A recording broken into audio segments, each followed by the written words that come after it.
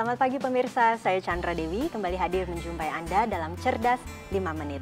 Kali ini kita akan membahas seputar cara mengajukan klaim. Nah, banyak yang beranggapan bahwa pengajuan klaim ini sangat sulit. Benarkah demikian? Bersama saya telah hadir Dr. Yuwan Kurniawan, Head Individual Operation Vice President dari PT Asuransi Jiwa Manulife Indonesia. Dr. Yuwan, selamat pagi. Selamat pagi, Chandra. Langsung saja dok, ini benar tidak sih pengajuan klaim itu sulit dok? Ya, sebenarnya klaim itu inti utama dari suatu perusahaan asuransi. Pemerintah juga turut mengawasi dan mengontrol, bahkan termasuk audit ya. Jadi pada prinsipnya klaim itu tidak mudah. Persyaratannya bisa dilihat dari formulir klaim sendiri atau di website dari masing-masing perusahaan asuransi. Oke, tapi banyak masyarakat yang masih mengatakan ini berbelit-belit dok. Sulit mengajukan klaim, lama. Nah, sebenarnya yang harus diperhatikan oleh nasabah saat akan mengajukan klaim itu poin apa? Oke. Klaim itu ada dua macam. Yang satu hidup, kita sebut biasanya klaim manfaat. Yang kedua resiko, baik itu meninggal atau cacat. Nah, syarat yang harus diperhatikan adalah meneliti dari isi polis asuransi masing-masing. Di situ apa yang dipertanggungkan dan apa yang tidak dipertanggungkan.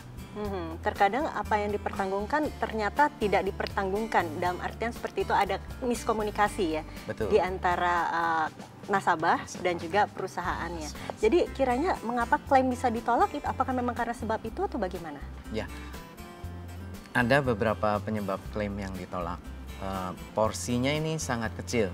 Saya coba singgung. Yang paling cukup sering adalah pertama, keterangan di dalam aplikasi asuransinya itu tidak sesuai dengan fakta. Misalnya dia ada sakit, dalam aplikasinya disebut tidak ada penyakit. Ya.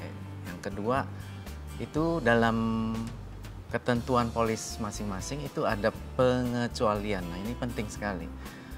Nasabah kami anjurkan untuk selalu melihat pengecualian. Biasanya yang ada di pengecualian tuh apa ya dok ya? Kasih contoh yang gampang, kalau asuransi rumah sakit pengecualian itu misalnya kosmetik itu tidak ditanggung karena itu kan untuk kecantikan ya. Itu contoh yang gampang. Lalu tindakan-tindakan misalnya hal-hal tertentu yang melakukan tindakan kejahatan atau apa itu biasanya dikecualikan. Tapi saya anjurkan kembali untuk dilihat, dipelajari dengan teliti. Oke, untuk yang ketiga tadi kan dokter katakan ada 3 ya penyebab klaim itu bisa ditolak. Apa yang ketiga dok? Yang ketiga biasanya polisnya sudah kadaluarsa. Memegang polis atau ahli waris tidak tahu bahwa setiap waktu tertentu itu harus membayar premi. Kadang-kala nasabah lupa tidak melanjutkan pembayaran preminya sehingga polisnya kadaluarsa. Nah, itu 3 penyebab utama. Ada hal-hal lain yang menyebabkan klaim ditolak tapi biasanya sangat jarang. Tapi dok, sebenarnya berapa lama sih klaim asuransi itu bisa dicairkan? Mulai dari kita mengajukan hingga bisa cair ke tangan nasabah itu berapa lama? Oh baik, pada umumnya saya bisa beri informasi bahwa seminggu lah proses itu lamanya ya.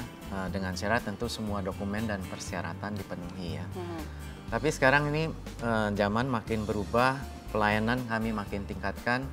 Ini menuju kepada pelayanan yang kita bahkan ada yang sebut 25 menit sejak nasabah datang ke kantor, dokumen penuh, semua syarat sudah dipenuhi, 25 menit kami beritahukan bahwa klaimnya dapat dibayarkan. Nah, proses ke pembayarannya itu biasanya 1-2 hari kemudian. Untuk klaim apa itu dok, kok bisa cepat sekali 25 menit ya? Memang syarat dan ketentuan berlaku ya. Biasanya itu klaim yang mudah, klaim perawatan rumah sakit, jumlah uang pertamanya tidak besar. Nah, persyaratan dan ketentuannya itu dapat dilihat di website kami atau hubungi pelayanan pelanggan kami. Oke, Dr. Yuwan, terima kasih atas informasinya. Pastinya bermanfaat bagi pemirsa di rumah. Terima kasih. Terima kasih. Dan saya Chandra Dewi mengucapkan terima kasih atas perhatiannya. Cerdas 5 menit, cerdas finansial. Sampai jumpa.